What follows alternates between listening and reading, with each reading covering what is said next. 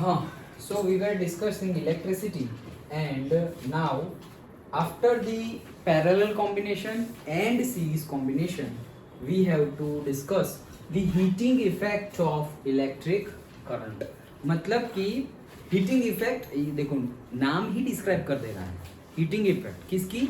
Electric current की. मतलब जहां जहां इलेक्ट्रिक करंट फ्लो हो रहा है वहां वहां हीटिंग इफेक्ट क्रिएट होगी, मतलब गर्म हो जाएगा सब कुछ. ओके, तो जैसे कि हमारा बल्ब है, तो अगर 1 घंटे तक तुमने चलाया और फिर ऐसे ही चेंज करने के लिए तुम गए, ओके, जैसे ही पकड़ोगे गर्म लगेगा. कोई भी चीज़ हो, इलेक्ट्रिक करंट जहाँ से करंट, जैसे कि हमारी गाड़ी है, कंटिन्यूसली हम गाड़ी चलाए और फिर साइलेंसर पे ऐसे पाँव टच हो गया तो कैसे लगेगा? ओके, क्यों? क्योंकि कंटिन्यूसली अंदर से हीट गैस, मतलब जो एग्जॉस्ट गैसेस है वो फ्लो हो रहे हैं वहाँ पे, उनका टेम्परेचर हाई है, वो साइलेंसर को भी, साइलेंसर के मटेरियल का भी टेम्परेचर हाई कर देंगे. जैसे ही टच हुआ so we will feel that heat. Okay, वैसे ही इलेक्ट्रिसिटी जहां से भी फ्लो होती है वहां पर हीटिंग इफेक्ट जनरेट हो जाती है. मतलब वायर में भी हीटिंग इफेक्ट जनरेट हो जाती है. तो मतलब कि हमें वायर भी उतना नहीं लेना है, उतना पतला नहीं लेना है कि उस, देखो हीटिंग इफेक्ट होगी, अगर मेटल है उसको हीट दोगे तो क्या होगा? गर्म होगा. और हीट दोगे तो क्या होगा? मेल्ट हो जाएगा. यस. सो अगर एकदम पतला सा वायर ले लिया हमने, एकदम पतला सा, और अगर इलेक्ट्रिसिटी पास हुई तो उसकी कैरेक्टरिस्टिक्स है कि हीटिंग इफेक्ट जनरेट करना, और वो हीट की वजह से वो खुद ही जल जाएगा. जिसमें से पास हो रहा है वही रास्ता, मतलब जिस रास्ते में, नहीं बोलते कि जिस डाली पे बैठे हुए हो वो डाली को नहीं काटना चाहिए. ओके, तो मतलब कि जहां बैठे हुए हैं वहीं पे अपने ही पैर पे कुल्हाड़ी मारने जैसा. तो इतना पतला वायर ले लिया हमने कि अब उसमें से जो करंट पास हो रहा है उसी की वजह से जो हीट जनरेट हो रही है उससे वो क्या हो गया? मेल्ट हो गया. और मेल्ट हो गया तो क्या हुआ? अब इलेक्ट्रिसिटी पास नहीं होगी. तो अब इसका सॉल्यूशन ये है कि वायर बढ़ा लो थोड़ा, डायमीटर और लेंथ क्या लो? बड़ी लो. ओके, ज्यादा मतलब मोटा लो, छोटा सा एक वायर नहीं, मोटा वायर लो, उसमें से वही छोटी अमाउंट ऑफ इलेक्ट्रिसिटी पास करो. फिर अब छोटी अमाउंट ऑफ इलेक्ट्रिसिटी पास करोगे तो छोटा ही हीट जनरेट होगी. वो छोटी हीट इट कैन विथस्टैंड, वो छोटी हीट वो विथस्टैंड कर सकते हैं. जैसे कि तुमने दूध गर्म करने के लिए रखा और एकदम बॉईल हो गया, अब बोलो पकड़ के रख दो, तो नहीं रख पाएंगे. लेकिन अभी गर्म करना स्टार्ट किया और अभी 10 सेकेंड ही हुई है, बोले अरे ये गैस पे नहीं, वो गैस पे रखना था, वो बर्नर पे रखना था, तो ऐसे उठा के तुम रख दो. क्यों? क्योंकि 10 सेकेंड में उतना ज्यादा गर्म हुआ नहीं. हाँ, गर्म तो है लेकिन रख दे सकते हैं. तो दैट मीन्स कि हीटिंग इफेक्ट विथस्टैंड कर सके उतनी लिमिट में होना चाहिए. अंडरस्टूड? सिंपली थियरी ये कहना चाह रही है कि इलेक्ट्रिसिटी जहां से भी फ्लो हो, जहां से मतलब कंडक्टर में से ही फ्लो होगी, तो जब भी फ्लो हो तब क्या जनरेट होगा? हीटिंग इफेक्ट जनरेट होगी, मतलब गर्माहट जनरेट होगी, प्रोड्यूस होगी. अब ये एडवांटेजियस भी है और डिसएडवांटेजियस भी है. ओके, क्यों एडवांटेजियस डिसएडवांटेजियस? भाई डिसएडवांटेज ज्यादा होंगे या एडवांटेज ज्यादा होंगे? डिसएडवांटेजेस ज्यादा होंगे. क्यों? क्योंकि हर जगह भाई अगर ऐसी ही हीट प्रोड्यूस होती रही तो फिर सब कितना ज्यादा तुम्हें मटेरियल डालना पड़ेगा ना. जैसे अभी बोला कि मोटा वायर लेना पड़ेगा, तो अब तुम मोटा वायर नहीं तो वही वायर का कहीं तुम और यूज कर सकते थे और वहां कहीं पे और इलेक्ट्रिसिटी का वायर भेज सकते थे. ओके, बट उसको भी यही यूज करो. क्यों? क्योंकि बहुत पतला होगा तो वो मेल्ट हो जाएगा. डिसएडवांटेज ज्यादा है. यस. सो उसके बारे में हमें पढ़ना है. देखो, कंसिडर अ करंट आई क्या है? इलेक्ट्रिक करंट, जिसका यूनिट क्या है? बोलो, आई का यूनिट एम्पियर. यस. अभी सोचना बंद करो, यहाँ पे ध्यान दो. I flowing through a resistor of resistance R. R का unit Vedanshi? Resistor R, resistor of resistance R, R का यूनिट?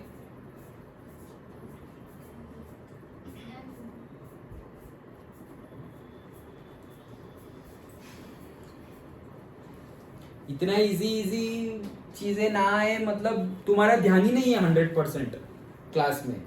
ये पढ़ाई घर पे पढ़ाई करने की चीज नहीं है. इतना तो हमें क्लास में अगर अटेंशन दे रहे हो तो आना चाहिए. बोलो नहीं तो गलत. ओम. ओके, तो वोल्ट किसका है फिर? वोल्ट किसका है? Volt work. वो पोटेंशियल डिफरेंस, चलो लेट द पोटेंशियल डिफरेंस का यूनिट क्या है? Volt. Okay. Across it dV. Let T का यूनिट क्या है? यूनिट क्या है? Second.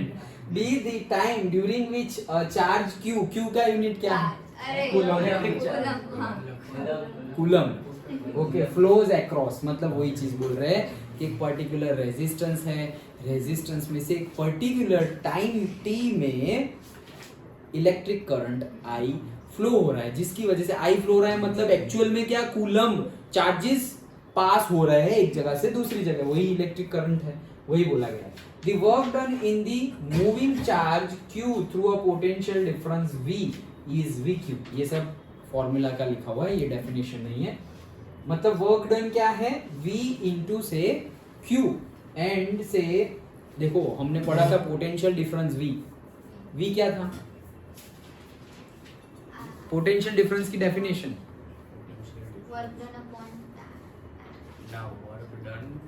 work done to bring electric charge from one place to another place. Yes, so that is what was that? V is equals to W by Q. याद है ना? अब तो याद आ गया ना? Okay, work done to move charges from one place to another is the potential difference. So V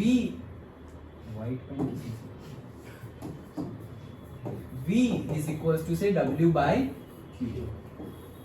So W की value क्या होगी इसके ऊपर से? V into Q होगी. Done.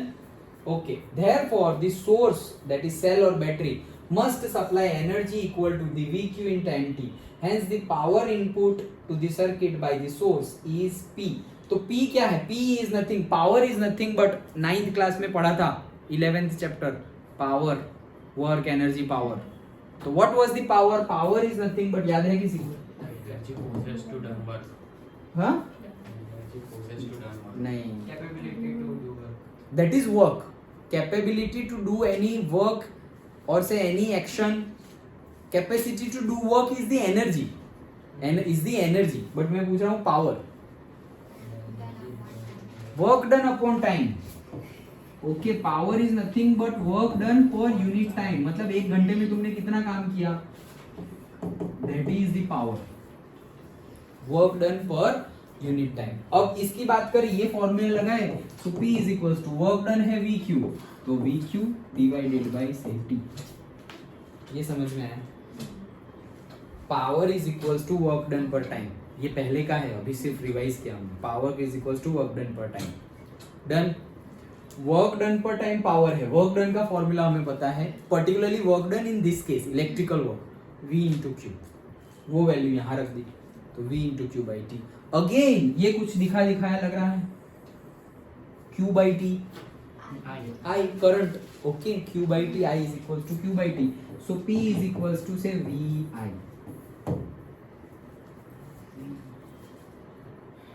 डन. पक्का. P is equal to VI. कैसे आया पता चला? VI. Sure? Okay.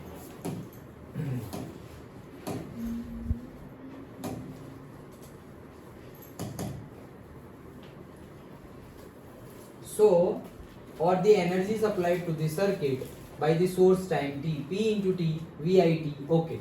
This energy gets dissipated in the resistor as heat. मतलब ये जो energy है, okay, कौन सी energy? अभी हमने बोला ना, P is equals to V into I. Done. Okay. So ये क्या बोल रहे हैं कि the energy supplied to the circuit by the source is nothing but P into T. मतलब कि अगर work done की बात करें, वर्क डन हमारा था से पावर था हमारा वर्क डन पर टाइम. तो अगर मैं यहाँ पे वर्क डन की बात करूँ तो क्या होगा? P इंटू टी हो जाएगा. समझ में आ रहा है? Work done is P into T. So P into T, that is, अब work done is P into T. And अभी तो हमने P की वैल्यू निकाली थी, P की वैल्यू अभी निकाली ना, VI. तो वो work done is nothing but, मैं यहाँ लिखूँ वो वर्क डन में लिखूं, दैट इज से VIT. क्या हो जाएगा? VIT. समझ में आया? सो ये पर्टिकुलर टाइप ऑफ वर्क यहाँ पे कंज्यूम होगा, तब जाके हीट जनरेट होगी, और ये हीट कितनी जनरेट होगी वो हम से फॉर्मूला निकाल रहे हैं. सो VIT, ये तो समझ में आया. वर्क डन इज क्या आया, VIT. अब सपोज V का फॉर्मूला हमें पता है in terms of say resistance and say current. क्या है फॉर्मूला रेजिस्टेंस के फॉर्म में? R is equals to V by I. Correct, R is equals to V by I. V by I. Okay, हाँ. So R is equals to V by I. तो V is equals to what, IR. देखो अभी लिखेंगे तो तुम्हें समझ में आएगा, नहीं तो शायद. अब V की ये वैल्यू वहां पे रख दो. कहां पे? अभी हम जो आए थे, work done is equals to VIT. अब work done is equals to VIT आया. अब V की जगह लिखो IR. तो V को निकालो और IR लिखो, तो क्या बन गया अब? T, I square RT. तो ये जो वर्क डन है, ये जो हीट है, that is proportional to I square RT. देखो work and heat is are the form of energy. ये तो पता ही है, हमने पढ़ा था. सो एनर्जी है हमारी. Energy is capacity to do work. Work is a form of energy. Heat is also a form of energy. Work का यूनिट, हीट का यूनिट, और से क्या एनर्जी का यूनिट, सबका यूनिट क्या है? जूल. डन. ओके.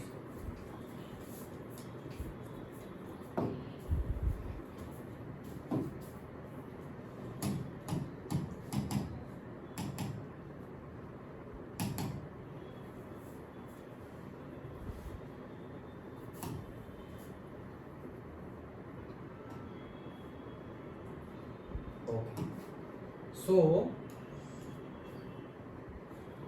देख, हमने क्या बोला कि work done is equals to VIT मिला. हाँ या ना? ये तो आए ना, हम वर्क और say heat is equals to VIT मिला. अब अगेन जैसे मैंने अभी बताया कि ओम्स लॉ लगाओगे. So ohms law R is equals to क्या है? V by I. Therefore V is equals to क्या हो जाएगा? IR. Done. V is equals to IR हो जाएगा. अब ये IR की वैल्यू इसमें डालो तो वो क्या हो जाएगा? H is equals to I square RT. इसी को बोलते हैं जूल्स लॉ ऑफ हीटिंग. क्या बोलते हैं? Joules law of heating. जैसे हमने ओम्स लॉ देखा, R देखा, तो हमने देखा कि R is equals to rho L by A. That means it is directly proportional to resistivity, it is directly proportional to length, and it is inversely proportional to area, rho L by A.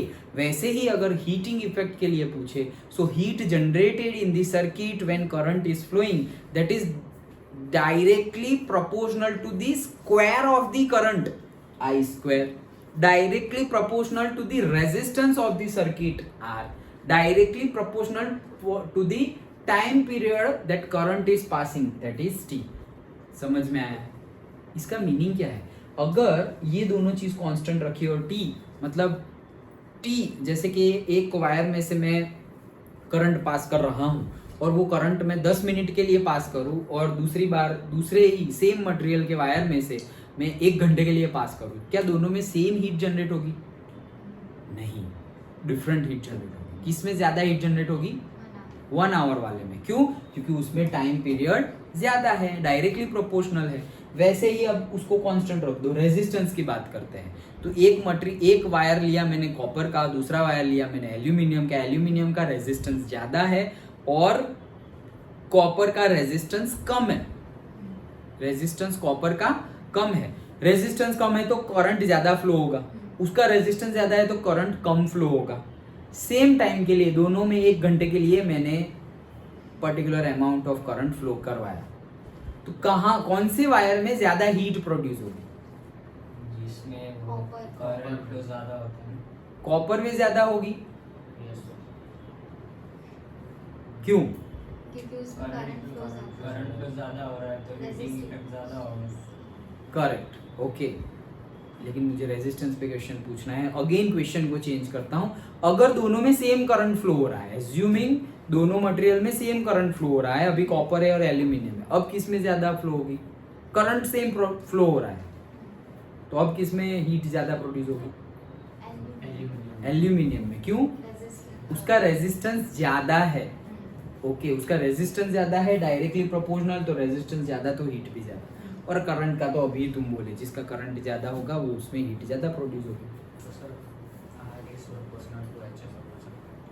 R is हाँ H is proportional to I square, H is proportional to R, H is proportional to T. Done. I square RT. Sir वो H is equal to VI के कैसे लाते ये वाला हैं? हाँ हाँ लाते हैं वापस। हमारा क्या है देखो, work done, work and heat are the forms of energy. तो तुम वर्क बोलो और हीट बोलो, दोनों सेम है, फॉर्म ऑफ एनर्जी है। कितनी एनर्जी डिसिपेट की तुमने वही हीट है, कितना वर्क किया वही वर्क है। तो हम बात करते हैं, हम वर्क बोलते हैं, लेकिन पर्टिकुलरली इन दिस केस हम हीट बोलेंगे। सो इसे power is equal to work done per unit time, power is equal to work done per unit time. Work done is what, मतलब वर्क डन का formula वहां से लाओ potential difference में से, V is equal to say W by Q। Done, power से ही सब कुछ स्टार्ट करते हैं, power is nothing but work done per unit time. V is equal to W by Q, therefore W is equal to what, VQ। वो VQ की value यहां डाल दो, divide by T। Now Q by T is equal to what, I। तो इसको हम क्या लिखेंगे, VI। डन, समझ में आया। अब जैसे मैंने बोला कि work done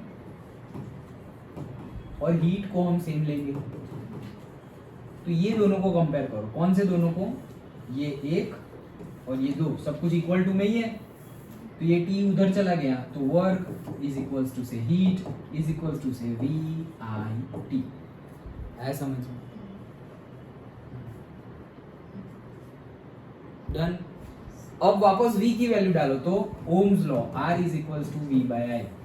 so ohms law, तो V की वैल्यू आ जाएगी IR, तो V की वैल्यू आ जाएगी IR, तो से IR into I into D, that is I square RT। Done, समझ में आया? याद तुम्हें चैप्टर के सारे फॉर्मूला ही याद रखने हैं, मेजरली सब आ जाएंगे। देखो I का आ गया, पोटेंशियल डिफरेंस का भी आ गया, ओम्स लॉ भी आ गया, V बाय I भी आ गया, R is equal to V by I, सब कुछ ही मोस्टली आ गया। रेजिस्टिविटी वाला नहीं आया rho L by A, otherwise mostly आ गया। पैरेलल सीरीज वाला नहीं आया, तो दैट इज एक्सेप्शन। लेकिन ये समझ में आया, इसके ऊपर भी न्यूमेरिकल है। डन, कोई डाउट हो तो फिर से पूछो, फिर से बताओ। समझ में आ गया सबको? हिमांशु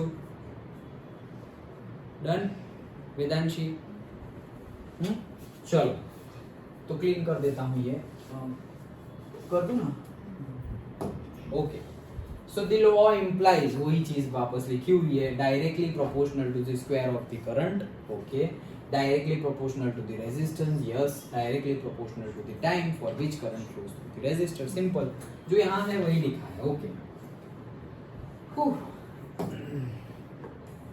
नेक्स्ट हम देखते हैं।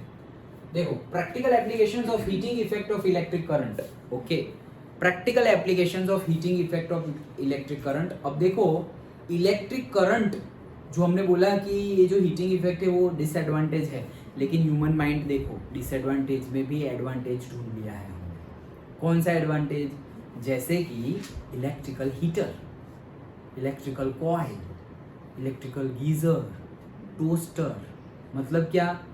अंदर से हीट, इलेक्ट्रिसिटी पास हो रही है, सिर्फ इलेक्ट्रिसिटी पास हो रही है। मतलब ऐसा समझो कोई वायर है, उसके आस वो वायर, मतलब डायरेक्टली नहीं बट वायर कोई सपोज जैसे गीजर है हमारा, तो पर्टिकुलर इंसुलेशन होगा, वायर होगा, एंड पर्टिकुलर जगह पे वो जो कंडक्टर है, वो कंडक्टर, वायर में से इलेक्ट्रिसिटी पास हुई, वो कंडक्टर के आसपास जो भी होगा वो भी गर्म हो जाएगा। ओके, तो इलेक्ट्रिकल हीटर है, और से आयरन, इलेक्ट्रिसिटी पास होगी, गर्म होगा, और उसका हमने ऐसे प्रेसिंग के लिए यूज कर लिया। सो इतनी सारी एप्लीकेशंस हैं जहाँ पे डिसएडवांटेज था heating effect of electric current, उसको हमने कन्वर्ट कर दिया एडवांटेज में।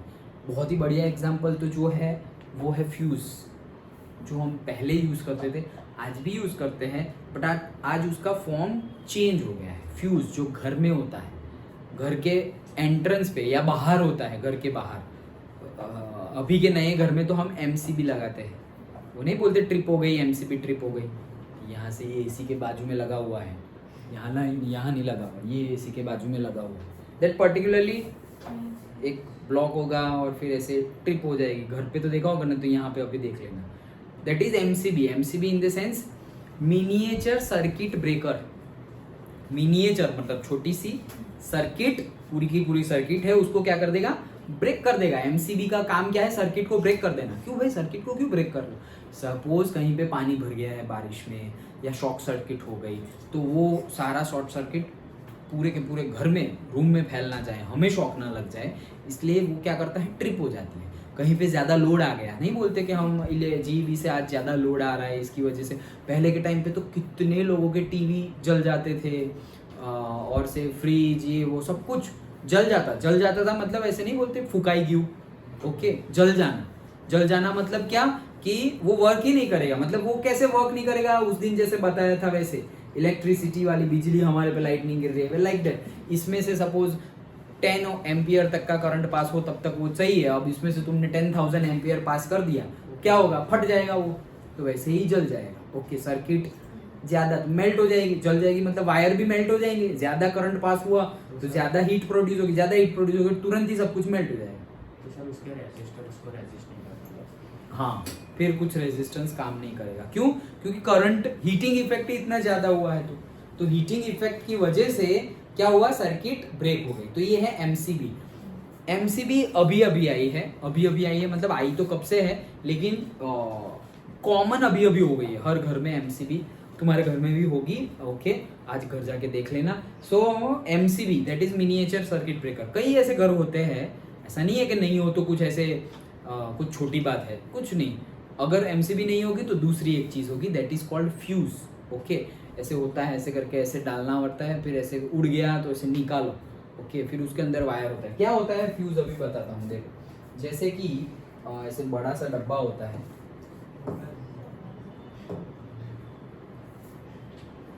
देखो ये है फ्यूज, ऐसा समझो ये फ्यूज है।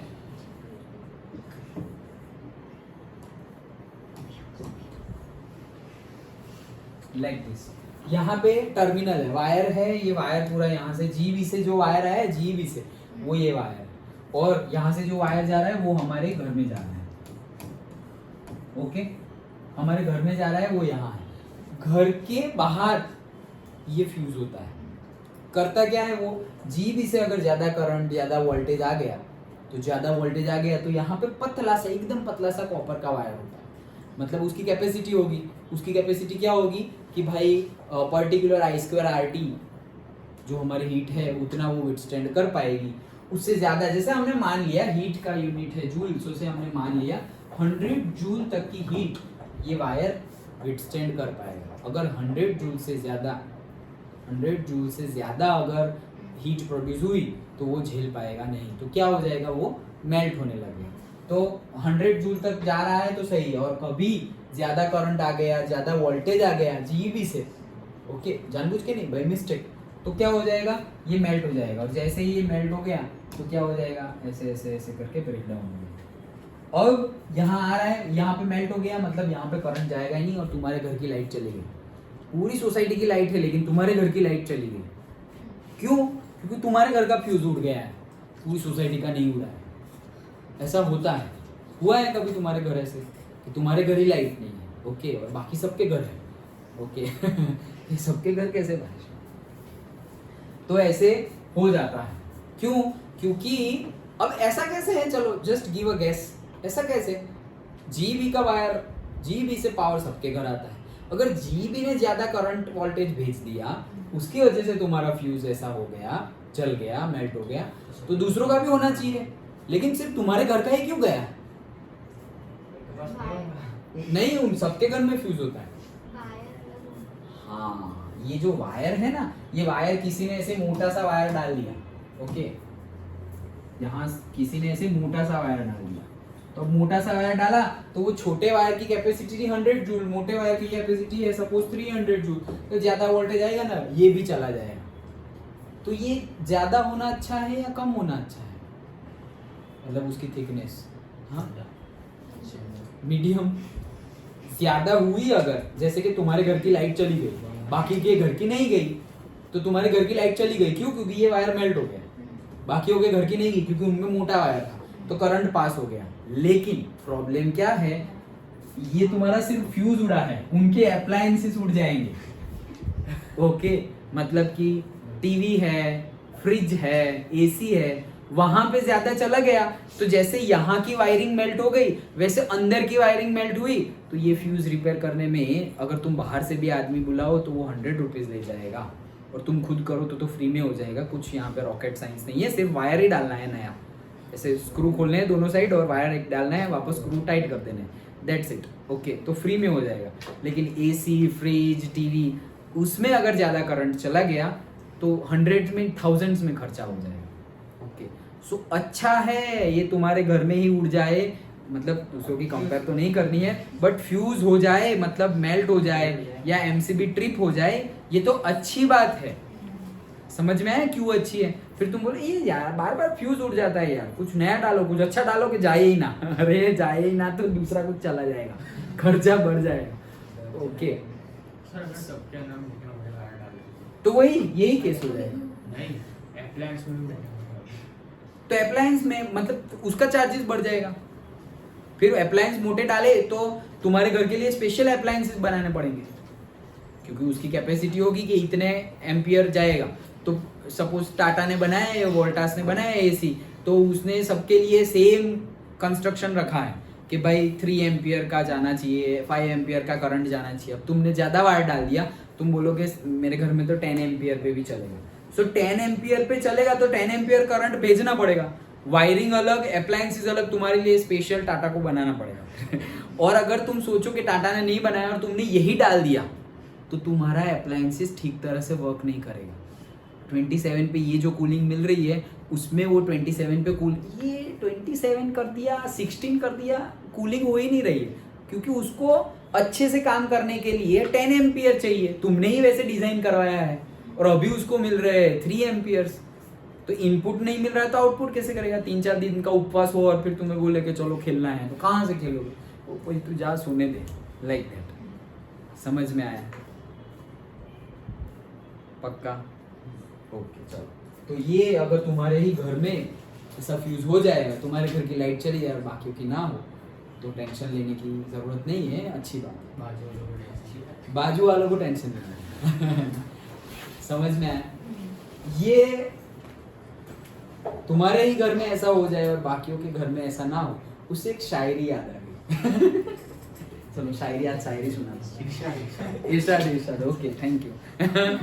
क्या था वो? एक मिनट। अब के सावन में ऐसी शरारत हमारे साथ हुई, अब के सावन में ऐसी शरारत हमारे साथ हुई, वाह वाह वाह। हमारा घर छोड़कर सारे शहर में बरसात हुई।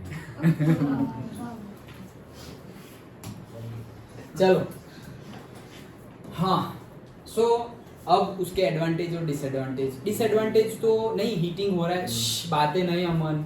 चलो फिर तुम मुंह में पोटेंशियल डिफरेंस बोलोगे। चलो, इलेक्ट्रिक लॉन्ड्री आयरन, ओके, मतलब के लॉन्ड्री में जो आयरन यूज होते हैं, लॉन्ड्री में जो भी इलेक्ट्रिसिटी, मतलब जहां जहां करंट हीटिंग इफेक्ट का यूज कर रहे होते हैं, ओके, दैट इज ऑल। मतलब जैसे केटल यूज करते हैं तो नहीं, हम जैसे दूध गर्म करना हो तो केटल देखा है ना, छोटा सा ऐसे टी बनाने, मिल्क गर्म करने टी के लिए electric, yes, electric kettle. Okay, तो जो हम ट्रैवलिंग करते हैं तो कोई गैस स्टोव थोड़ी लेके जाएगा, ओके, तो चाय बनानी हो ये वो।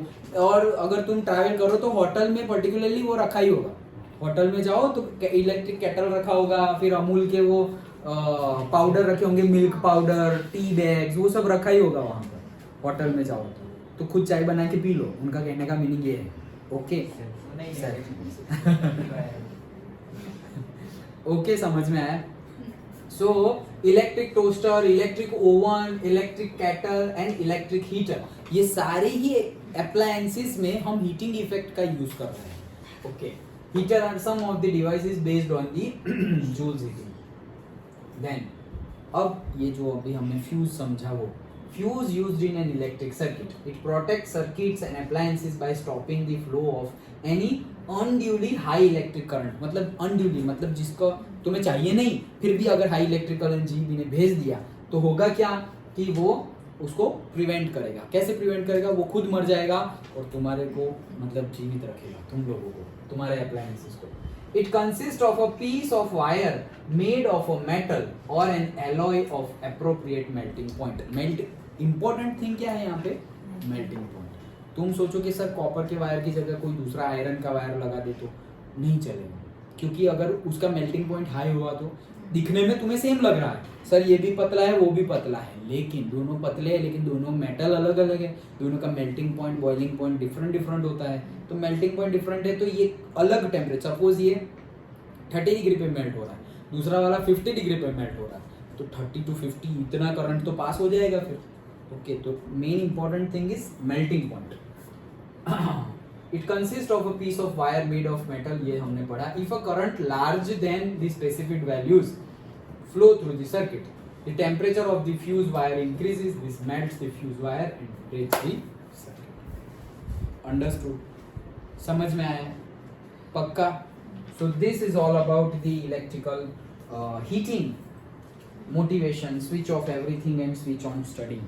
Okay, सब कुछ बंद करो और पढ़ाई स्टार्ट करो. So सर रात को कैसे पढ़ेंगे? हाँ, switch off everything and switch on studying. Motivation है ये, जोक नहीं है.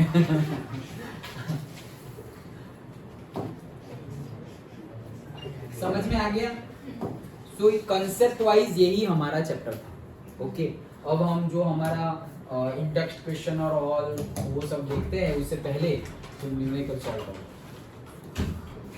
ये रहा इलेक्ट्रिकल पावर. ओके, तो देखो इलेक्ट्रिकल पावर, देखो क्या है, the rate at which electrical energy is consumed in an electric circuit. क्या है? रेट एट विच, रेट मतलब देखा work done per unit time, time आ गया मतलब रेट आ गया. तो rate at which electrical energy is consumed in an electric circuit से P is equals to VI, जो हमने फॉर्मूला डिराइव किया वो, उसका ऐसा यूनिट है वॉट. क्या है? वॉट. जैसे हम बोलते हैं ना पावर, ये 9 वॉट का है, 5 वॉट का बल्ब है, ये कितना पावर कंज्यूम करता है तो हम बोलते हैं 90 what. Okay, AC 90 what, 30 what, 50 what, like that. सबके अलग अलग. एम्पियर तो करंट का है, पावर का है वॉट. ओके, एम्पियर भी लिखा हुआ होगा कि भाई मैक्सिमम से 3 एम्पियर, 5 एम्पियर, 15 एम्पियर.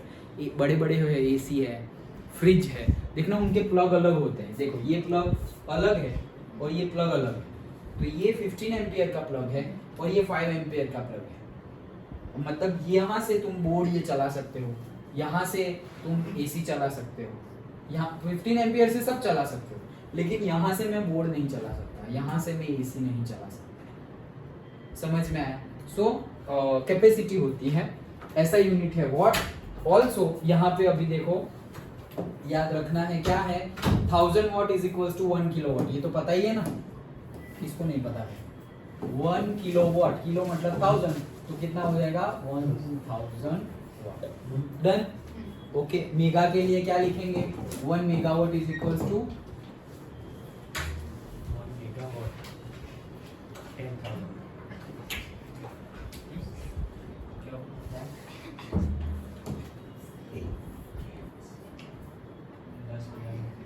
अगर किलोवाट में लिखना हो तो 10 and 1 megawatt is equals to watt में लिखना हो तो 10⁶ वाट. 1 करोड़. हाँ, 1 करोड़ तो 7 होता है, हाँ 10 lakh. Done. Okay, so unit conversion याद रखना, न्यूमेरिकल में यूनिट कन्वर्जन करना ही पड़ेगा. किलोवाट में गिवन होगा तो तुम्हें वॉट में कन्वर्ट करना पड़ेगा. वॉट में गिवन है और तुम्हें पूछा है कि किलोवाट में फाइंड करो, तो उल्टा करना पड़ेगा, रिवर्स. अभी हम करेंगे. ओके चलो. सो 1 किलोवाट. देखो rate of electricity is 200 rupees. अच्छा न्यूमेरिकल है, करो चलो. क्या है पहले समझो. ये बैटरी है, बैटरी का वोल्टेज है 6 वोल्ट, करंट कितना है 2 एम्पियर. ये बल्ब है, बल्ब का हमें पावर ढूंढना है. बल्ब का पावर ढूंढना है कि ये कितना पावर कंज्यूम कर रहा होगा। क्या हुआ तुम्हारे टेस्ट का? हो गया? लाओ दिखाओ, स्टार्ट करो, चलो जल्दी। अब तो જોઈ જોઈને લઈ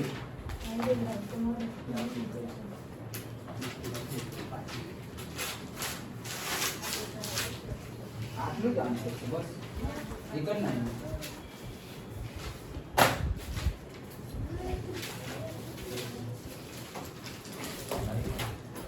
બહુ નાના નાના જવાબ લઈ શકશો।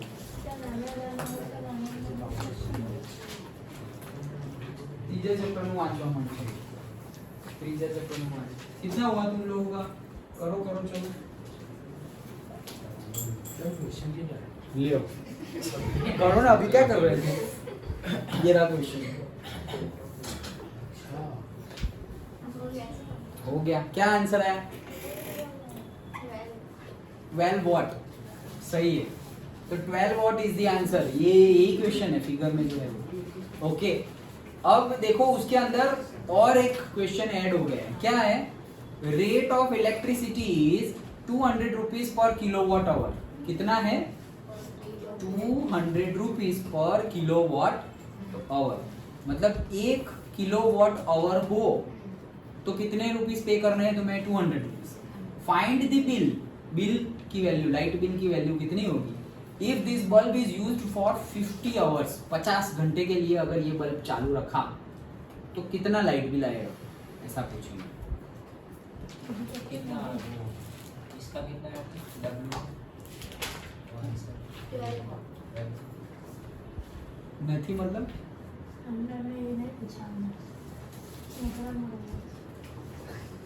હું નહીં પૂછવાનું। કોણ?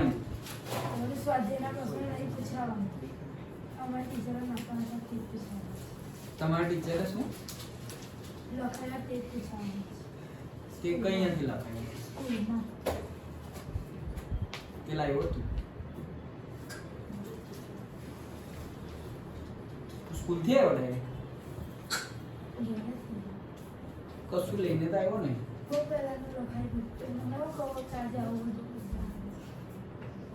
હવે બીજું ચેપ્ટર કર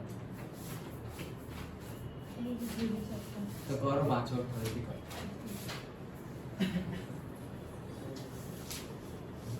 चलो लावण्या, अमन, बातें नहीं, काम करो।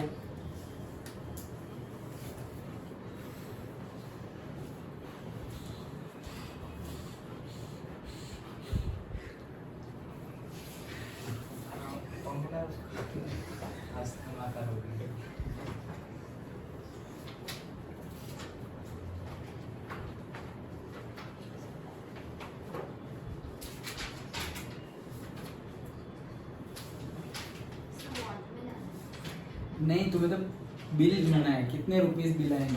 Light bill 10,000। सर 24 बस 24 रुपए बिल है।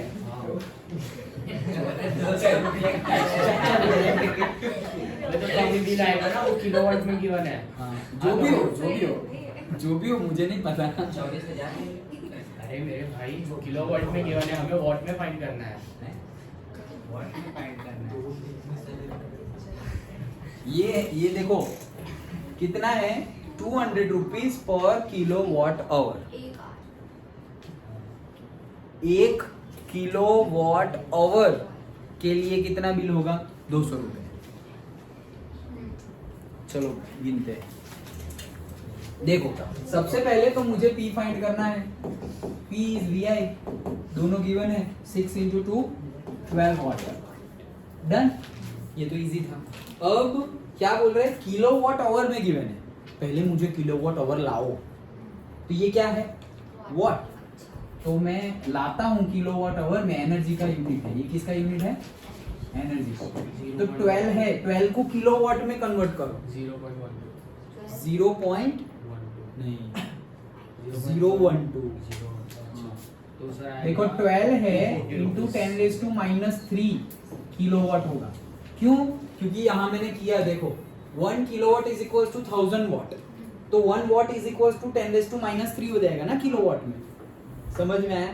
सो ये 10⁻⁻3 अब 10⁻³ कर दिया और क्या है यहाँ पर ओवर है। ओके तो मुझे कितने घंटे दिए हैं 50 घंटे, तो मल्टीप्लाई कर लो से 50 इंटू 12 इंटू 10⁻³ किलोवाट आवर हो गया ये, हो गया ये किलोवाट आवर। किलोवाट तो ले आए, मल्टीप्लाई बाय आवर कर दिया तो किलोवाट आवर हो गया।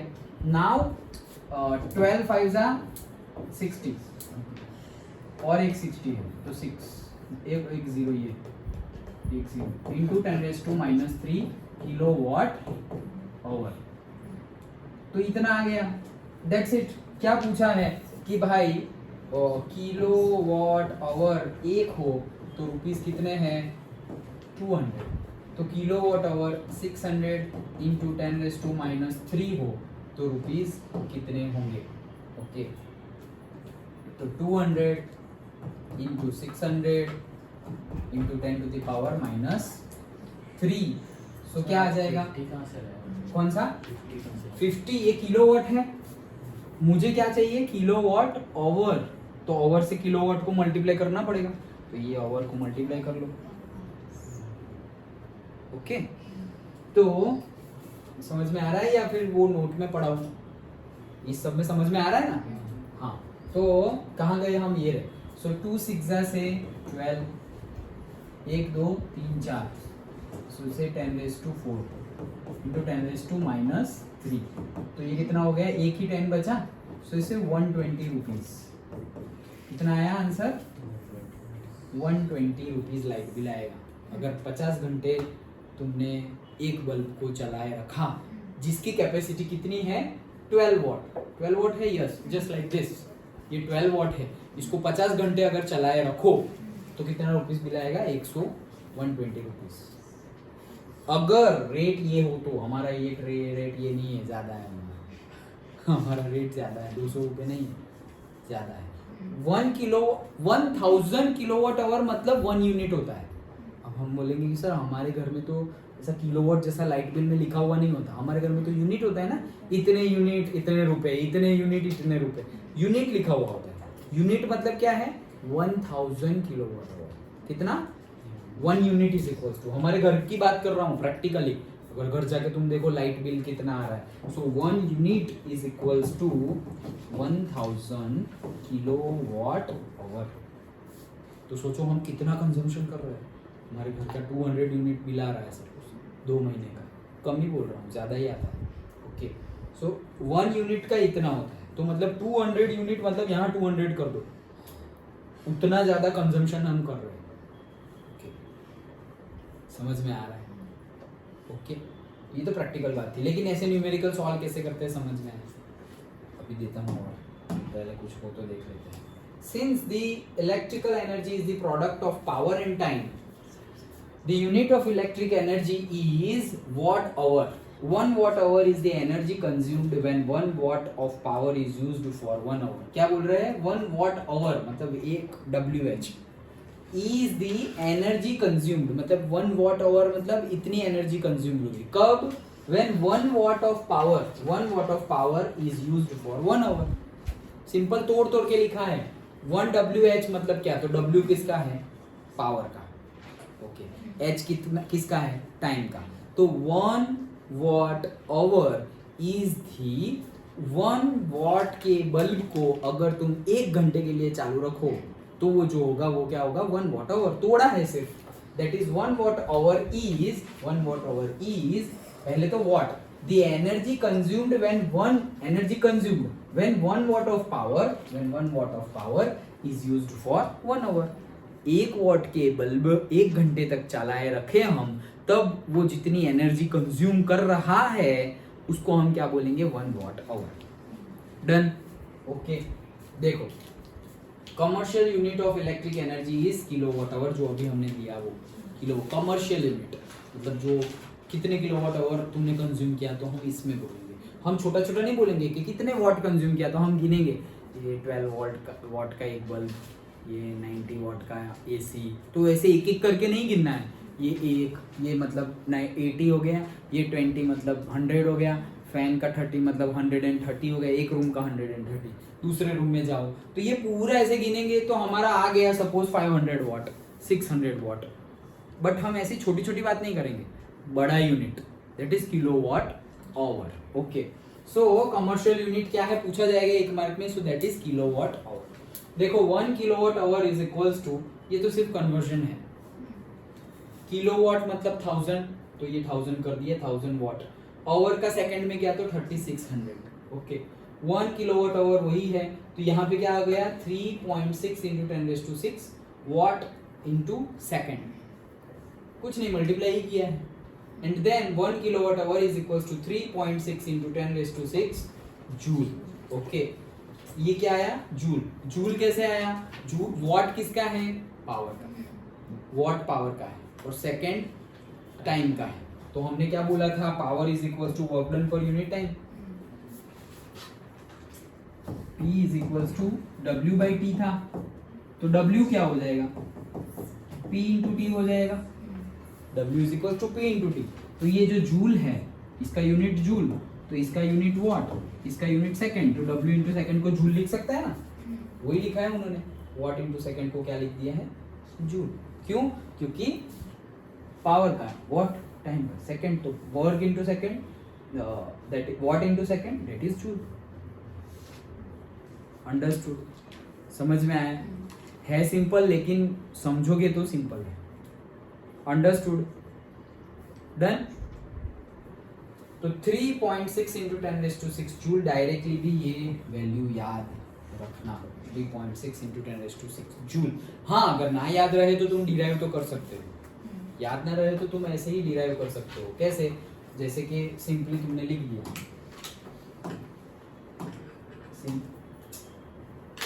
सिंपली तुमने लिख दिया क्या 1 किलोवाट आवर। तो भाई 1 किलोवाट आवर मतलब कितना, कितने जूल, तो निकालो। 1 किलोवाट है तो 1000 लिख दो, देन वाट इंटू आवर हो गया, किलो को निकाल के 1000 लिख दो। अब आवर का निकालते हैं, तो 1000 वाट आवर का से 60 से मिनट, डन। आवर का मिनट में 60 करना पड़ेगा, तो ये कितना हो गया 60, 1 2 3, 1 2 3, ये यूनिट क्या है वर्क इनटू मिनट। और करे तो 60 1 2 3, ओके, इनटू 60 और कर दे तो वर्क डन मिनट का क्या हो जाएगा अब सेकंड, डन। 6 6 जा 36, 1 2 3 4, 1 2 3 4 और ये 5, W इंटू एस। अभी देखा हमने power is equals to work done per unit time, therefore work done is equals to power into time. Work done का यूनिट जूल, पावर का यूनिट वाट, टाइम का unit second, तो W into S को joule भी लिख सकते हैं। सो इसको मैं लिख दूंगा 3 6 1 2 3 4 5 जूल, डन। अब इसको भी तुम्हें पॉइंट में लिखना हो तो कैसे लिखेंगे, देखो अभी पॉइंट कहाँ पे है, यहाँ पर। अब तुम नेगेटिव साइड जाओगे तो पॉजिटिव होगा, सो से यहाँ पॉइंट आ गया, तो 10⁻1, यहाँ पे 10⁻2, 10⁻3, 10⁻4, 10⁻5 एंड 10⁻6, तो 3.6 इंटू 10⁻6 जूल, 1 किलोवाट आवर। ये पूछा जाएगा न्यूमेरिकल, अंडरस्टूड। तो डायरेक्ट वैल्यू याद रखे तो भी कोई बात नहीं है, वो कहाँ से आई, प्रूव दैट, एक मार्क में ये भी पूछ ले, prove that 1 kilowatt hour is equals to how much joule. Okay, तो एक मार्क में पूछ ले, तो ये सिर्फ करते करते आना है, दैट्स इट। यही कंसेप्ट वाइज हमारा चैप्टर था, इजी था, इजी तो था, अभी तो टफ नहीं लग रहा ना, पढ़ लिया हमने। ओके, अब न्यूमेरिकल करते हैं, जहां जहां पे प्रॉब्लम होगा वहां पे हम डिस्कस करेंगे। अदरवाइज हमने देखो कितने न्यूमेरिकल हो सकते हैं, करंट फाइंड करो, ओके, तो Q by T, I is equal to Q by T. Then potential difference find करो, W by Q। Then resistance find करो by ohm's law, okay. Then resistivity वाले न्यूमेरिकल्स जो last class में हमने किए थे कि भाई एरिया डबल कर दिया, लेंथ कम कर दी, डबल कर दिया, वो वाला। Okay, rho L by A जिसमें यूज होता है वो resistivity. R is equals to rho L by A, वो वाले न्यूमेरिकल भी होंगे। रो इज द रेजिस्टिविटी, वो न्यूमेरिकल। फिर पैरेलल एंड सीरीज वाले, वो न्यूमेरिकल। देन हीटिंग इफेक्ट वाले जो अभी लास्ट में हमने देखा, उसमें याद क्या रखना है, H is equals to I square R T. Done. एक ही फॉर्मूला याद रखो, उसके बाद में हम दूसरे निकाल सकते हैं, दूसरे याद हो तो। Okay, H is equals to I square R T, that's it. और ये कमर्शियल यूनिट याद रखना है। कमर्शियल यूनिट क्या है, किलोवाट आवर, जिसकी वैल्यू है 3.6 इंटू 10⁶ जूल। That's it. और यही है हमारे चैप्टर में।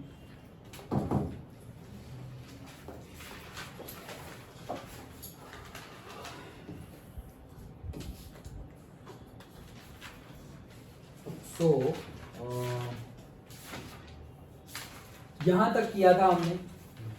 क्वेश्चन नंबर 5 करो। चलो, शो, फटाफट करना है, टाइम पास नहीं करना है, हमें ये कंप्लीट करना है, फिर आगे हमें इंटेक्स्ट क्वेश्चन भी देखना है। Show how you would connect the 3 resistors. 3 resistors को तुम्हें ऐसे कनेक्ट करना है, ईच ऑफ 6 ओम। तीनों के रेजिस्टेंस कितने हैं, 6 ओम है तीनों की value. So that the combination has a resistance of 9 ओम। तुम्हें 3 को ऐसे कनेक्ट करना है सो दैट जो आर इक्विवेलेंट हो उसकी वैल्यू क्या आ जाए, 9 ओम, और दूसरे में 4 ओम। बहुत सिंपल है।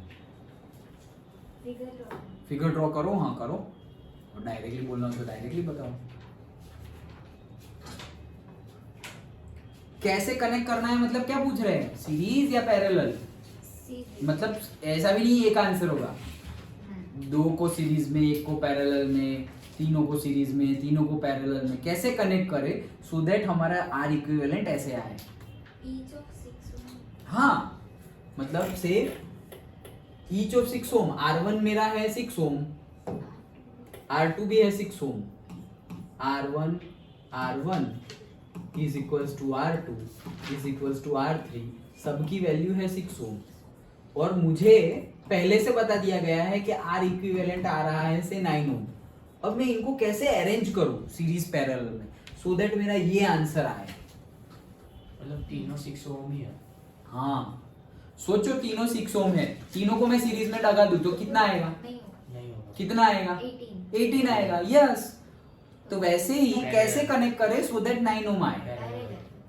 पैरेलल करके देखो, आता है 9 ओम।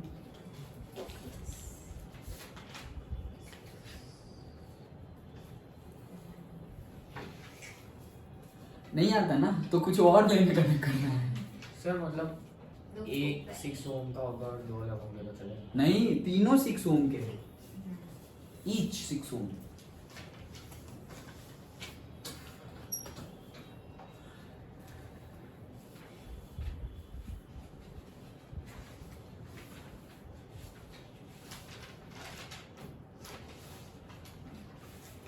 दो को पैरेलल करेंगे और एक को सीरीज में।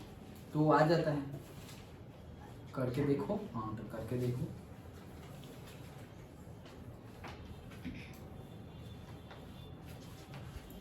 ड्रॉ करके देखो अलग अलग कॉम्बिनेशंस, तभी होगा।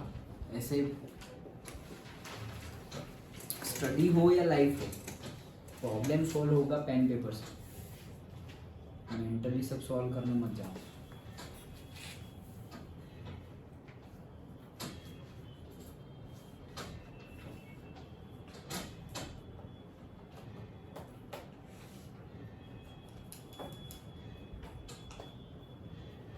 बोलो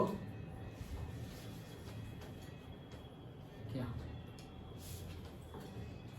सर ज्यादा रेसिस्टर होंगे तो चलेगा? नहीं, 3 ही भाई।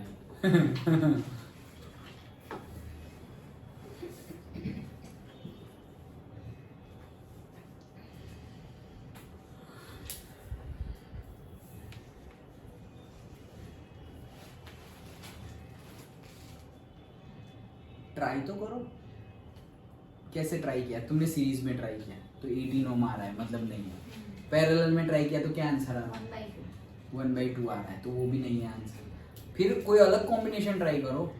दो पैरेलल की एक सीरीज। दो पैरेलल और एक सीरीज ऐसे कनेक्ट किया तो क्या हुआ आंसर? 19/3। दो भी नहीं आ रहा है, तो कुछ और करो। दो सीरीज में किया और हाँ उसके नीचे पैरेलल तो वो क्या आ रहा है? 1/4। नहीं तो कैलकुलेशन में होगा, नहीं तो मेरे दिमाग में भी यही ऑप्शन आ रहा है, हो जाना चाहिए इतने में। तो देखो पहली बात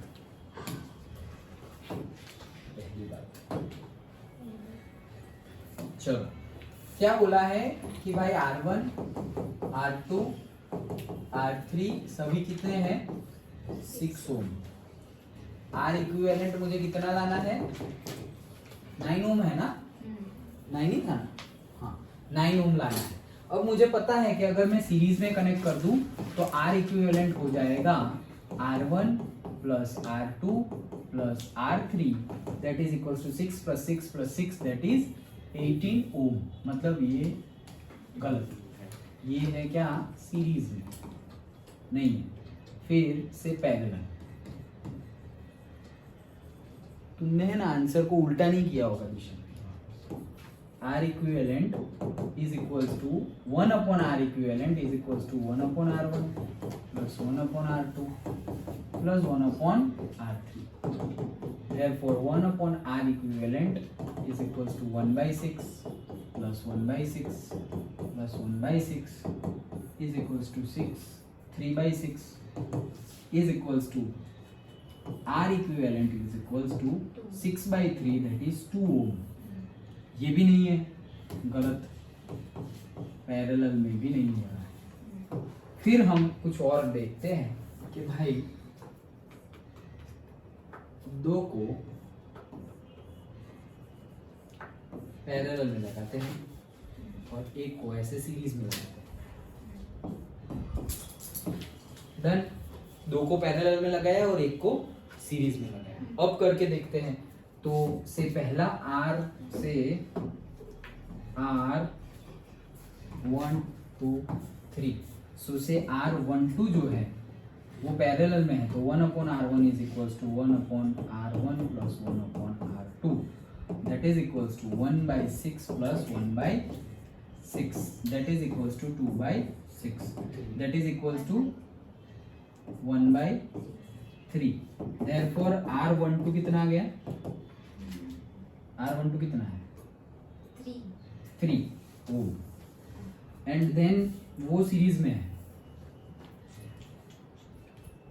तो R1 2 3 1 2 3 1 2 3 is equals to R12 plus R3 तो 3 plus 6 आ गया ना भाई आंसर? 9 ओम।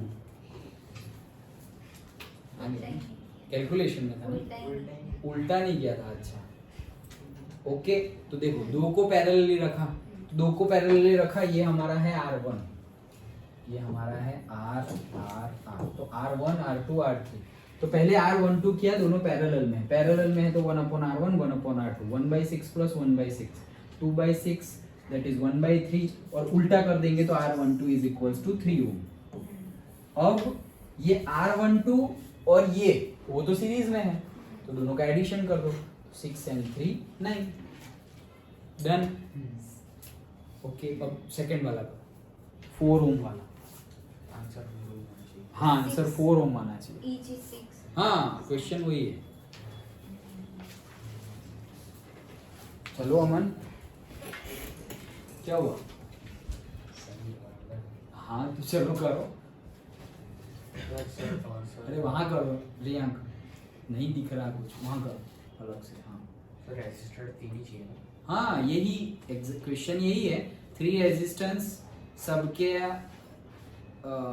वैल्यू है 6 ओम, कैसे कनेक्ट करें?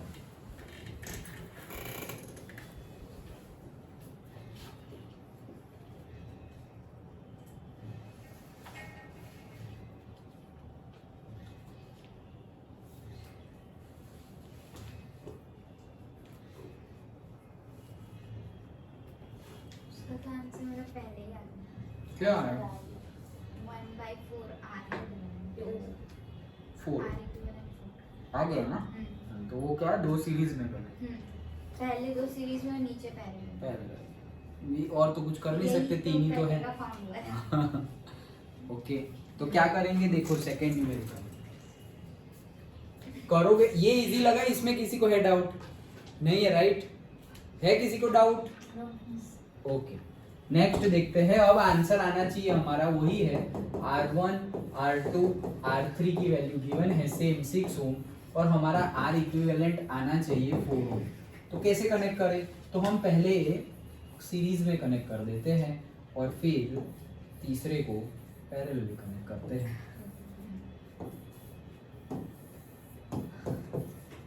So say this is R1, this is R2, this is R3. पहले ये तो सीरीज में है, so R12 कितना हो जाएगा? R1 plus R2 that is 12 ohm, 6 plus 6. Then ये R12 और ये पैरेलल में है, so 1 upon R123 is equals to 1 upon R3 plus 1 upon R12. So that is 1 upon 6 plus 1 upon 12. So that is say 12 2s and 1s. So 2 plus 1 by 12. That is 3 by 12. That is 1 by 4. तो ये उल्टा कर देंगे तो R123 is equals to 4 ohm. That's it. समझ में आया? तो ऐसे क्वेश्चन पूछेंगे. ये तो सिर्फ 2 थे, ये तो सिर्फ 3 थे, 5 का भी पूछेंगे कि 5 है अलग अलग 5 है. ये उसको ऐसे अरेंज करो कि ये आंसर आए. ओके, लेकिन करते कैसे वो समझ में आया ना? सबको सीरीज में लगाओ, सबको पैरेलल में लगाओ, मोस्टली उसमें आंसर नहीं आएगा. उतना इजी क्यों रखेंगे? फिर 2 को सीरीज में, 1 को पैरेलल में, 2 को पैरेलल में, 1 को सीरीज में, ऐसा कुछ करो तो हो जाएगा. अगर 3 है तो इतने ही कॉम्बिनेशंस पॉसिबल है. 5 कर देंगे तो ज्यादा कॉम्बिनेशंस पॉसिबल हो जाएंगे. अंडरस्टूड? ओके, चलो नेक्स्ट न्यूमेरिकल ट्राई करो. अब हीटिंग इफेक्ट पे होगा न्यूमेरिकल, आई थिंक सो.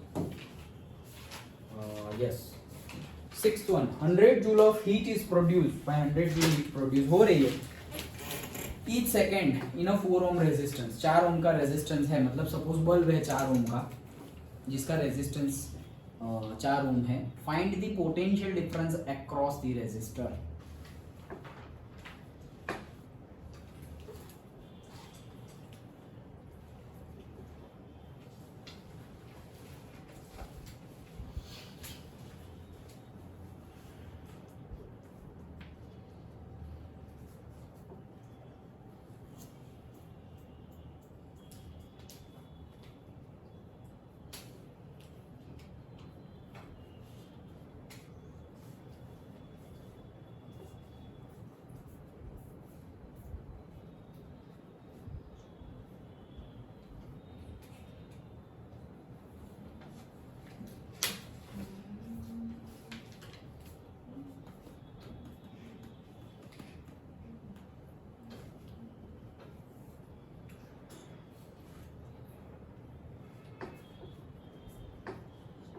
चलो त्रिशा तुम आंसर बताओ.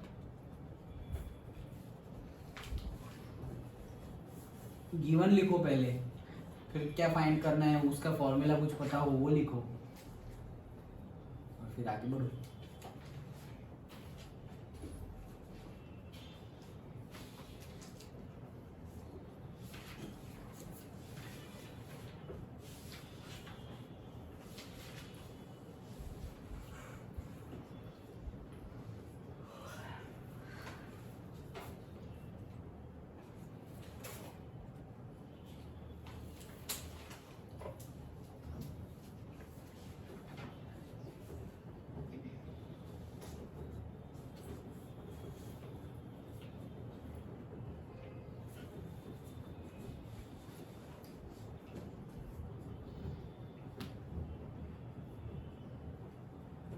क्या लगाएंगे निर्भय?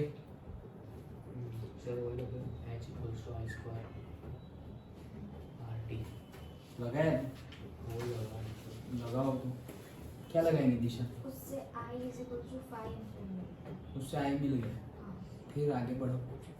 फिर होगा ही कैसे सर आई वी लावण्य आ गया 20 पोटेंशियल 20 क्या वोल्ट 20 वोल्ट अच्छा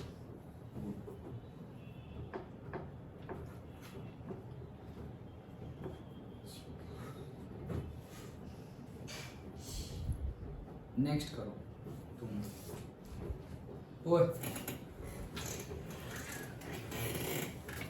और नहीं देख શાંતિ જો આપણે ભજન ભજન રાખીશું કોઈ દિવસ તારા વગાડજે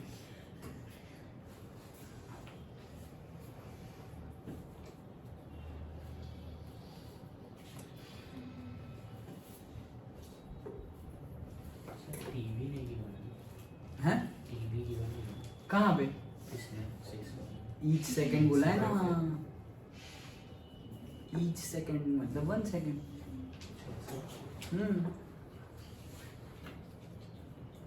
लावण्या चलो आगे आंसर तो लगाओ फॉर्मूला लगाओ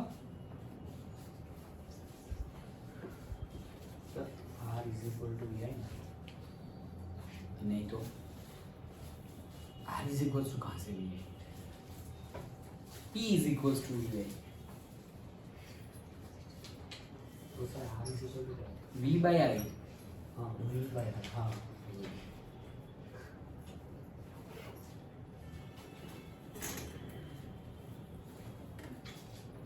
टीशा हुआ 25 तुम्हारा कितना आया I square is equals to 25 तो I is equals to 5 sir मेरा 20 वोल्ट है क्या करंट मतलब voltage voltage 20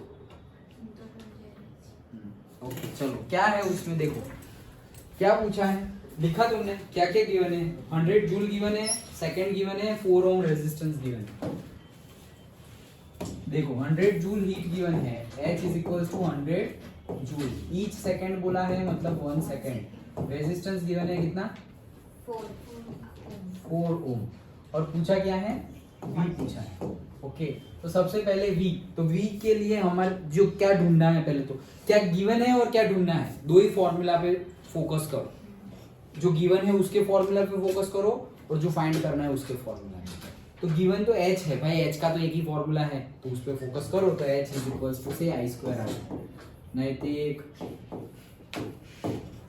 H is equals to I square RT अब इसमें ये है मेरे पास R भी है और T भी है तो I स्क्वायर मिल जाएगा so I square is equals to H मतलब 100 divided by R that is 4 into T 1 so ये कितना आया 25 I square is equals to 25 क्या ampere therefore I is equals to plus और माइनस 5 एम्पियर मैथ्स के accordingly but वो maths के according current negative नहीं होता okay so 5 ampere 5 ampere current आ गया V का फॉर्मूला तो V is equals to से W by Q भाई इससे तो नहीं मिलेगा क्योंकि W और Q नहीं है मेरे पास सो R is equals to V by I हाँ इससे मिल जाएगा सो V is equals to से IR सो I है मेरा 5 और R है मेरा 4 दैट इज 20 और वो पोटेंशियल डिफरेंस है दैट मींस वोल्ट तो ये V लगे अगर ऐसे same same V is equal to 20 भी ऐसा कुछ आए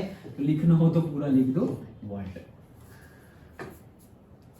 ओके सिंपल था बट कौन सा लगा है फॉर्मूला वो आइडेंटिफाई करो पहले और वो आइडेंटिफाई हो गया ये मिल गया अब क्या करें तो इस V के लिए भाई जितने हो उतने यूज करो भाई W by Q नहीं चलेगा तो भाई ओम्स लो ओके वो चलेगा ये भी उससे पहले तुम कुछ और लगा दो जैसे कि P by I is also V P is equals to VI था ना तो V is equals to P by I हो गया बट सर P नहीं है तो नहीं चलेगा तो जितने भी आए उतने लगाते जाओ R V by I हाँ V है R है I है R है तो V मिल जाएगा दैट्स इट अंडरस्टूड ओके चलो लास्ट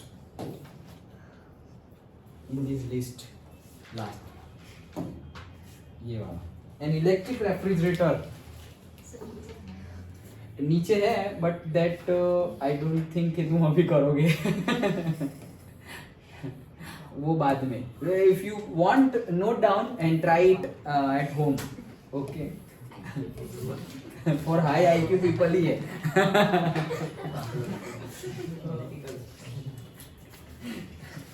इसीलिए लिखा है बाप क्वेश्चन ऐसे। चलो 7th वन करो, 7th वन करो ये वाला।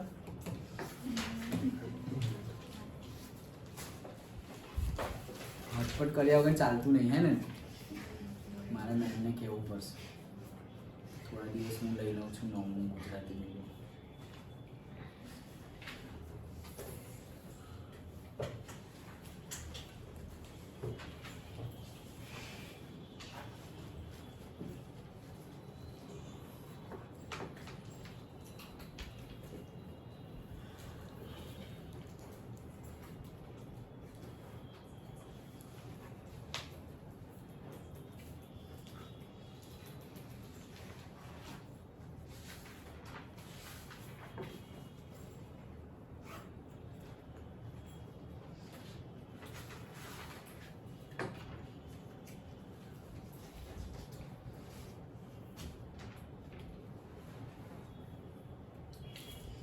देखो क्या पूछ रहे हैं, पहले तो जो गिवन है वो लिख लो।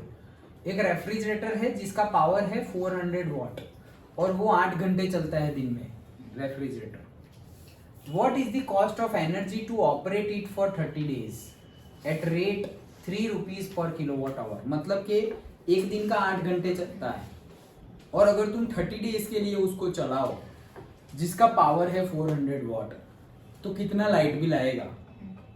वहां पे बोला था 200 रुपीज पर किलोवाट आवर, यहाँ पे बोला है 3 रुपीज पर किलोवाट आवर। इतना सस्ता तो नहीं होगा बट गिवन है तो फाइंड करो। सेम वही फंडा लगा रहा है।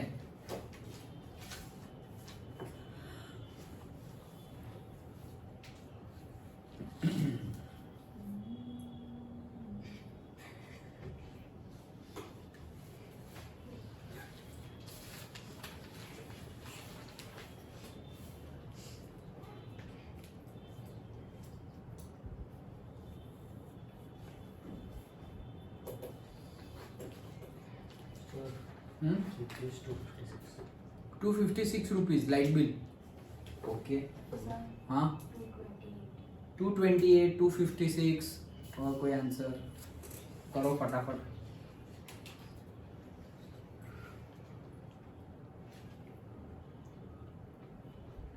तुम्हारा हो गया भार्गव, तुम्हारा भी हो गया शिक्षा।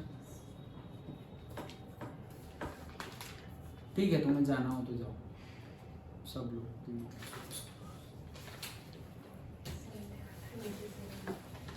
287 256 228 और कोई।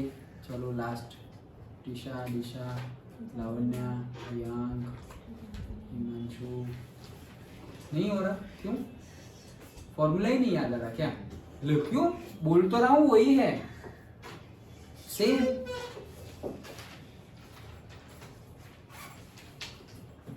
वो जो पहले किया वही है, वैसा ही है मतलब वैसे आवाज नहीं चेंज सॉरी एक सेकंड चेंज होगा थोड़ा।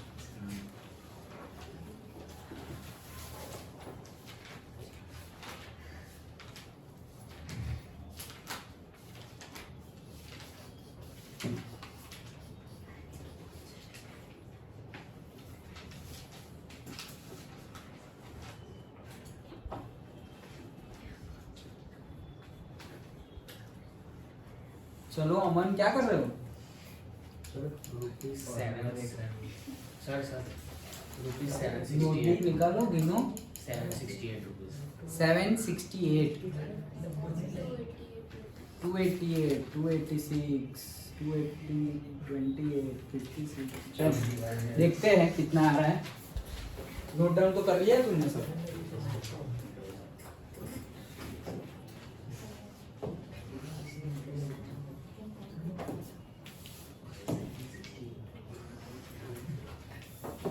देखो क्या क्या गिवन है। वॉट गिवन है, पावर कितना है 400 वॉट। कहाँ गया ये रहा चलो अब यहाँ ध्यान दो, पावर है 400 watt. What is the cost of energy to operate 8 hours per day है, कितना है 8 hours per day to operate for 30 days. 30 days के लिए उसे ऑपरेट करना है एट 3 रुपीज. सर आ गया, कितना आया 288 3 रुपीज पर किलो वाट आवर. इतना information given to us. Okay हाँ ला पेपर है नीचे. जाओ, तुम्हें भी जाना हो तो बैठना हो तो बैठो. हाँ बाय, तुम भी बाद में जाओगे. चलो, so this much is given 100 joule. और कुछ है? अरे कहाँ 100 जूल, ये 7th वन. 400 8 आवर्स 30 डेज, बस इतना ही गिवन है. और फाइंड क्या करना है, light bill. What is the cost of energy. Okay, ये जो गिवन है उससे काम करो. तुम्हें कितने फाइनली तुम्हें बिल गिनना है, लाइट बिल. तो तुम्हें किलो वॉट आवर चाहिए. जो है मस्ती नहीं तो बाहर मोकलिस. Kilo watt hour. ये सब लोग हंस रहे हैं, उसका मीनिंग ये नहीं है सबको मजा आ रही है और तुम कमेंट करते जाओगे. ठीक है, चलो kilowatt hour. Okay, kilowatt hour लाना है मुझे. मेरे पास वॉट तो है, तो उसका किलो वॉट में पहले कन्वर्शन कर दो. तो वो कितना हो जाएगा 400 0.4 हो जाएगा इंटू 10⁻³ किलो वॉट हो गया. किलो वॉट में तो आ गया. अब आवर में लाना है, तो आवर में कैसे लाएंगे, मल्टीप्लाइड बाय आवर. तो मल्टीप्लाइड आवर, लेकिन कितने आवर है देखो यहाँ, एक दिन के 8 आवर है. और वैसे कितने डेज है 30, मतलब एक दिन का 8 आवर, दूसरे दिन का वापस 8, मतलब कितना हो गया 16, तीसरे दिन का 24. तो मतलब ये क्या हुआ 8 1 जा 8 2 जा 8 3 जा. तो वैसे ही और 30 डेज कितना हो जाएगा, कितने आवर्स हो जाएंगे 8 इंटू 30, that is 240 आवर्स. समझ में आ रहा है. 8 इंटू 2 तो 2 डेज के लिए 16 आवर्स मिल गया. 8 इंटू 3 24 आवर्स मिल गया. वैसे ही 8 इंटू 30 तो 240 आवर्स है. अब किलोवाट और आवर्स को मल्टीप्लाई कर लो. सो एनर्जी जो है, that energy is equals to 400 into 10⁻³ into 240 kilowatt था. और यहाँ पे आवर्स है, कुछ गलती नहीं हुई ना, 8 आवर्स पर डे और इतने डेज, तो एक 30 डेज मल्टीप्लाई आवर्स मिलेंगे. यस करेक्ट है. ओके, तो इसका मल्टीप्लिकेशन करेंगे तो कितना हो जाएगा 24 2 जा 48 एंड 48 और 2 जा दैट इज 96.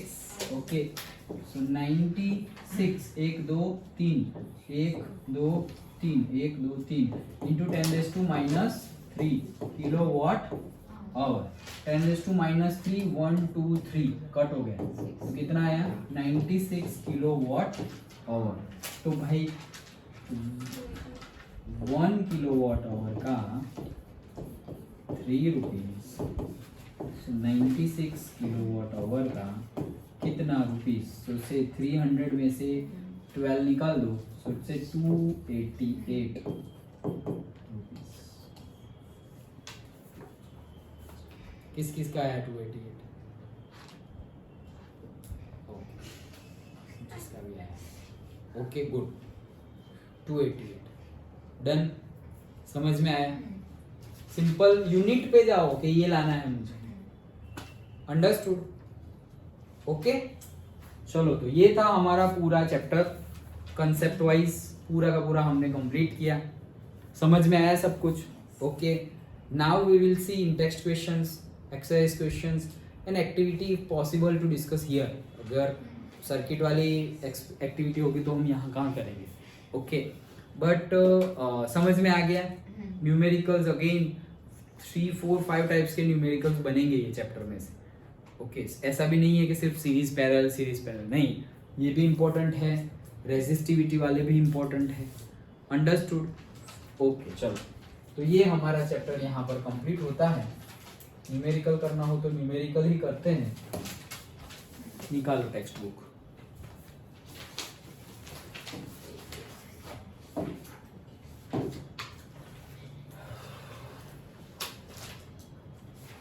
इलेक्ट्रिसिटी मेरे में तो नहीं होगा, लाओ तुम लोग ही दो। उनका सेकंड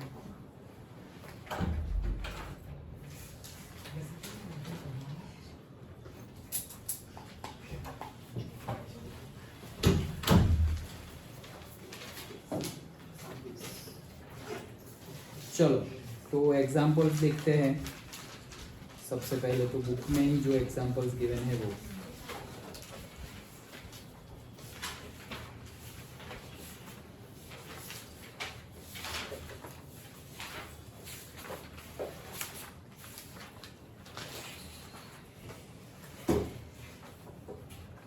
ये एग्जाम टेबल 12.1 देखना कि किसको कैसे रिप्रेजेंट करते हैं ये पता होना चाहिए। सिंपल ये टेबल जो है, बैटरी है, एक बड़ी डंडी, छोटी डंडी, फिर प्लग की, on off, just sign convention पता होना चाहिए। चलो example 12.1 page number 200। Okay say electricity, electric current, ये हमारा कौन सा चैप्टर है नए सिलेबस के अकॉर्डिंगली? 12th वाला ही है, 11th वाला है। Okay so 11.1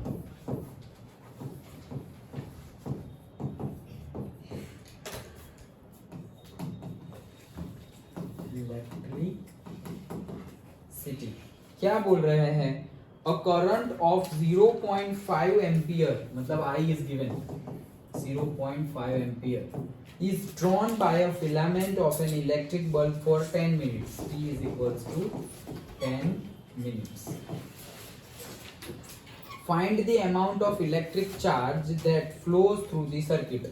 Electric charge Q find करना है। सिंपल है ये तो। I is equals to what? Q by T. तो Q is equals to what? I into T. I is equals to say 5 divided by 10 and T is equals to 10, 10, 10 cut. So therefore 5 10 minutes का seconds में convert yes correct 10 minutes को second में convert करना पड़ेगा। यहीं पे कर देते हैं, नहीं यहाँ पे कहाँ T ये रहा, so से 60 into 60 so कितना हो जाएगा? से 600 का 300 हाँ 300 क्या कूलम। डन, समझ में आया? सो यस ओके, जैसे मैंने फटाफट कर दिया है वैसे तुम फटाफट मत कर देना। Here it is 10 into 60 second, so that is 600। उसको मैंने बोला 600। ओके सिंपल था ये तो। देन नेक्स्ट 11.2 क्या बोल रहे हैं? How much work is done, work पूछा है। In a moving the charges Q is equals to 2 coulomb across the 2 point having a potential difference V is equals to 12 watt. So V is equals to W by Q है। Simply W ढूंढना है, VQ। V क्या है? 12 2 24 क्या आएगा unit? Joule. Simple. Okay next 12.3 सो 11.3 क्या बोल रहे हैं? How much current will an electric bulb draw, मतलब करंट पूछा है कितना होगा फ्रॉम 220 वोल्ट, वोल्ट गिवन है 220 volt, if the resistance of the bulb filament R is equals to 1200 ohm। तो ये तो यहीं से मिल जाएगा, तो B को बाद में देखो। V is equals to IR and I is equals to V by R। 220 divided by 1200, 0 से 0 कट, यहाँ पे हो जाएगा 11, यहाँ पर हो जाएगा 60, 11 by 60 so 11 divided by 60, 11 by 6 कर दो तो 6 on the 6 5.0 1.83 divided by 10 0.183 ampere done ये पूछा था यस एंड सेकंड इसमें ही है आगे how much current again I 220 if resist अच्छा कॉइल चेंज कर दी 100 ओम कर दिया इसकी जगह क्या कर दिया 100 ओम सो I is nothing but voltage तो उतना ही है 220 बट रेजिस्टेंस क्या कर दिया 100 ये क्या है ना ओके सो ये तो कट हो गया 2.2 एम्पियर डन सिंपल ओके एक एक स्टेप के न्यूमेरिकल हैं सर ये कितने 2 मार्क्स में आएंगे हाँ 11.4 क्या बोल रहे हैं the potential difference between the terminals of an electric heater is 60 watt 60 watt when it draws a current of 4 ampere from the source मतलब I कितना है 4 ampere what current will the heater draw if the potential difference is increased नहीं फिर से क्या बोल रहे हैं potential difference between the terminals electric heater is this much and current is this much okay what current will the heater draw if the potential difference is increased to 120 मतलब material वैसे का वैसा ही ये तो हमने किया था मतलब रेजिस्टेंस वही रहेगा ओके तो इसका R फाइंड कर लो R is equals to V by I so V by I 15 ohm और दूसरे केस में R फाइंड करना है ना क्या फाइंड करना है I फाइंड करना है सो दूसरे केस में I is equals to V by R V कितना है 120 एंड R तो उतना ही रहेगा 15 15 7 जा 15 8 जा done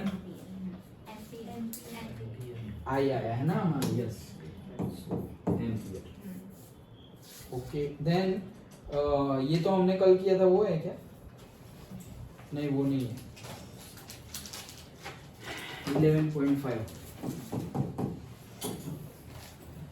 resistance of a metal wire of 1 meter is 26 ohm at 20 degree Celsius तो लेंथ है उसकी कितनी 1 मीटर R है कितना 26 ohm if the diameter of the wire is this much D is given 0.3 mm what will be the resistivity of the metal at this temperature rho find करो using the table 2.12.2 predict the material of the wire okay तो पहले तो इतना ही given है okay तो हमारे लिए formula क्या है R is equals to rho L by rho find करनी है सो R into A divided by L R है हमारा 26 ए कहाँ है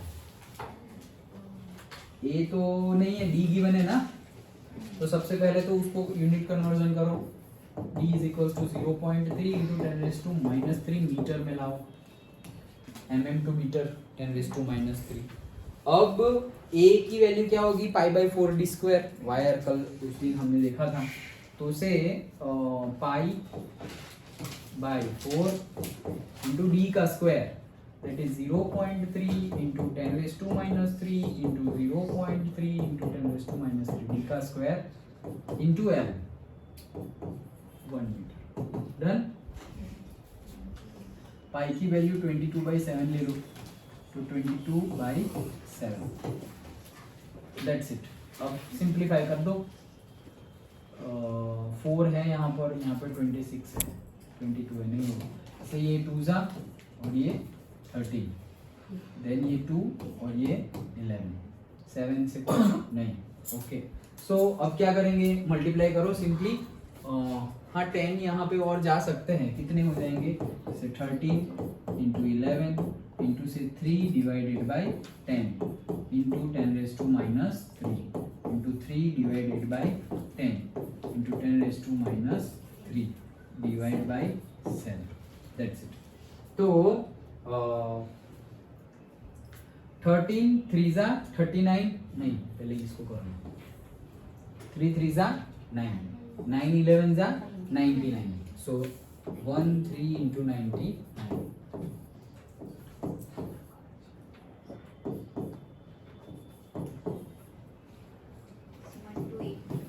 1 to 8 9 1287 ना हाँ 8 7 हाँ 1287 1287 और 10 raised to minus 6 नहीं 1287 और ये 7 है ना वापस सो अभी नीचे के 10 कर दिए कर देते हैं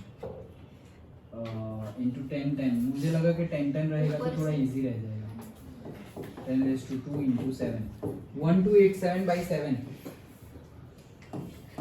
7 1 is 7 5 8 2 7 and 7 3s are 7 4s are तो 3s are 83 21 6.0 183.8 183.8 इंटू ये 2 है तो -2 कट हो गया तो -4 है अभी -4 है मतलब नीचे जाएगा तो +4 1 2 3 4 ओके सो कितना हो जाएगा 0.01838 ओम मीटर डन देखा लो तो 0 पॉइंट आया है क्या इसका आंसर हमारा 1.84 इंटू हाँ तो आ गया 1.84 इंटू 10 raised to minus 6 है तो आ गया ना हमारा 1.838 ये 10 raised to 4 है ये कितना हो गया 10 raised to minus 1 और सॉरी 10 raised to plus 1 कैसे माइनस से साइड जा रहे हैं ना हम तो प्लस होगा मतलब 1.83 into 10 raised to minus 6 ohm metre क्या कहेगा क्या हुआ आगे पीछे मतलब आंसर आना चाहिए तुम्हारा देखो मैं तुम्हें दूंगा ना होमवर्क तब देखूंगा चलता कितना है ओके मतलब जो भी है हमारा आंसर जो आया वो हम मटेरियल देख लेते हैं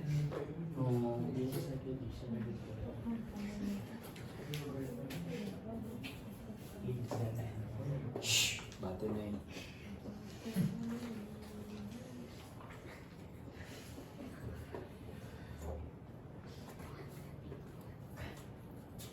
1.8 हाँ तो मैंगनीज है 1.84 इंटू 10 raised to minus 6 लेकिन हमारा आंसर कितना है वो देख लो एक बार ओके 1287 ये यहाँ आया था 13 into 19 into 10 raised to minus 3 and -3 तो -6 हो गया और ये 10 raised to 2 है क्या हुआ 10 raised to 2 है अब ये 10 raised to 2 यहाँ जाएगा तो कितना हो जाएगा 10 raised to minus 2 और होगा तो कितना हो जाएगा 10 raised to 8 -6 है ना अब ये ऊपर जाएगा तो 1287 इंटू 10 raised to minus 6 ये 2 है ऊपर जाएगा तो माइनस हो जाएगा ना 10 raised to minus 2 समझ में आ रहा है प्लस का ऊपर जाएगा तो -2 अब कितना हो गया ये 1287 डिवाइड बाई 7 भी बाकी है अभी इंटू 10 raised to minus 8 इसका आंसर क्या आया उसका आंसर हमारा आया है 183.8 यस इसका आंसर हमारा 1287 बाई 7 तो 183.8 ऐसा आया था right 183.8 into 10 raised to minus 8 ये रहा किया हुआ है 183.8 अब तुम एक पॉइंट यहाँ खिसकोगे तो प्लस होगा तो एक 10 raised to minus 7 हो गया और यहाँ आओगे तो 10 raised to minus 6 हो गया तो आ गया answer okay rho is equals to 1.838 into 10 raised to minus 6 ohm done exact आया है समझ गए ओके 7:30 हो गया ओके डन समझ में आया मेरे एग्जाम में ये आंसर आया तो कौन सा आंसर ये फिर इसके आगे करना पड़ेगा ना मतलब कौन सा ये वाला नहीं ये वाला ये वाला तो डिवाइड बाय 4 है तो 4 0 काटने पड़ेंगे ना तुम्हें काट दो, वो तो इजी है ना, वहाँ कहाँ कुछ करना। ओके, तो आज इतना रखते हैं। देन टुमारो एग्जाम्पल 6, 7 काफ़ी है एग्जाम्पल तो, 13 है। सो 5 किए हैं हमने। ओके, बाकी 8 बाकी है। एंड देन एक्सरसाइज के भी क्वेश्चंस है काफ़ी, उसमें भी कई एग्जांपल्स हमने कर लिए हैं। यस, जो कर लिए हैं वो हम रिपीट नहीं करेंगे। ओके, बट समझ में आ रहा है। ओके, सिंपल है, बट कैलकुलेशन में और फॉर्मूला जो यूज कर रहे हैं यूनिट कन्वर्जन में भी ध्यान देना है। अंडरस्टूड? सो कल पहले न्यूमेरिकल करेंगे, फिर ऐसा हो तो एक्सरसाइज के भी न्यूमेरिकल एक साथ खत्म कर देंगे, इन टेक्स्ट क्वेश्चन देख लेंगे एंड लास्ट में एक्टिविटी देखेंगे। कल स्कूल में छोड़ते तो छुट्टी है किस चीज़ की? क्या हुआ?